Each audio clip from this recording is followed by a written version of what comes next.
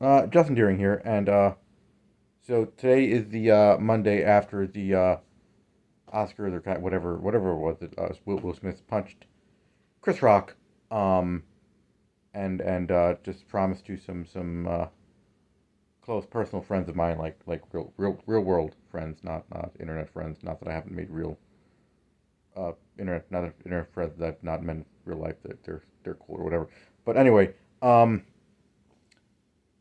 the Scientology story. So I basically pointed out at some point during the discourse that Will Smith is a Scientologist, and I went to verify that. So I guess he's so after I Am Legend at the cast party he gave all the in the rap party in the rap gift to the crew, he gave them like a kind of like a Scientology like a stress test or evaluation, like some gift among their rap gifts.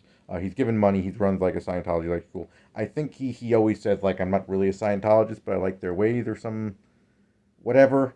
But look, let's just be honest. Going back to L. Ron Hubbard, Scientology, had the idea of let's get celebrities to say they are Scientologists and let's get like some endorsement. Anyway, part of Scientology, their belief is something called an alien called Xenu, and I'm gonna tell the Xenu story because it's just a story that I've known this. I got into like whatever finding out about Scientology, not myself becoming like a Scientologist or anything, but finding out the problem with Scientology. Before the South Park episode aired, so it's just been a thing, and I feel like I tell the story well, and I have good timing and stuff. So here we go. So whatever, thousands of years ago, there was in this sector of the galaxy was ruled by a ruler named Xenu, and Xenu had this overpopulation problem. Um, he needed to get rid of this population. So what did he do? He ordered a census. Okay, so he ordered a census of all these planets, and he took all these people, and he injected them with glycerol, basically, to put them in some kind of coma, because that's how you put people in a coma. You inject them with glycerol. Um, and he put them on these spaceships that looked just like DC-8 airplanes, but without the propellers, right? So took them all to ancient Earth, millions of years, maybe it was millions of years ago, right? So he took them all to Earth. He took all these humanoids, these whatever these creatures, these people, and he put them uh, stacked their bodies near all the volcanoes of the Earth, right? Um, and then what did he do? He threw nukes in all the volcanoes to make them erupt, okay, to blow them up, to kill them, okay. Now I know what you're thinking now, right? I know what you're thinking, okay.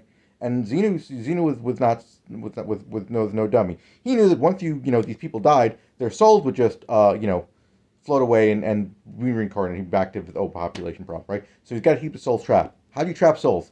Magnetic force field around the Earth, right? Yeah, of course. So he built the magnetic force field around the Earth. That trapped the souls in there, right?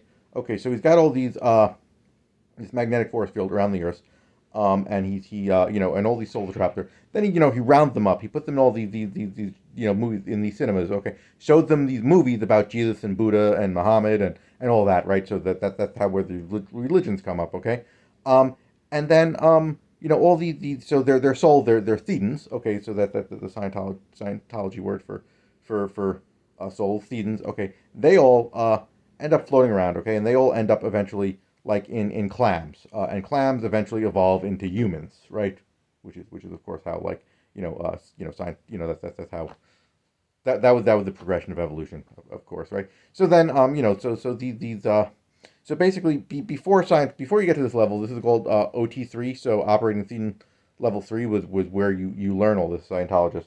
You spend most of your time in Scientology going through auditing and trying to remove these like repressed memory called engrams from your body through the auditing procedure, and then so at basically this point, this is like, okay, now you have all these souls. So basically, by the time humans evolved, every human has all these thetans, all these souls, attached to them, and you got to free yourself from these thetans. That's what your next level of Scientology is giving all these money to go through the auditing course, learning how to remove the thetans, right? So anyway, yeah, that's basically what happened. Now, obviously, some of the basically the sub nobles under Xenu, like, rebelled, and they captured him, and they captured his body, and they buried him in that mountain in France, wherever the supposedly Mary Magdalene is buried. And if you read the Holy Blood, Holy Grail book, basically like the 1980s like predecessor to like the Dan Brown idea of Mary Magdalene, being like Jesus' wife or whatever, and that took it like super seriously. Yeah, whatever that mountain is. So they trapped Xenu there and whatever. So that was all okay. Um, but yeah, that's basically what happens. Now of course, because you have not been through the proper auditing of Scientology, because the only man to discover himself safely in millennia was L. Ron Hubbard. Of course, he self discovered it. He developed Scientology.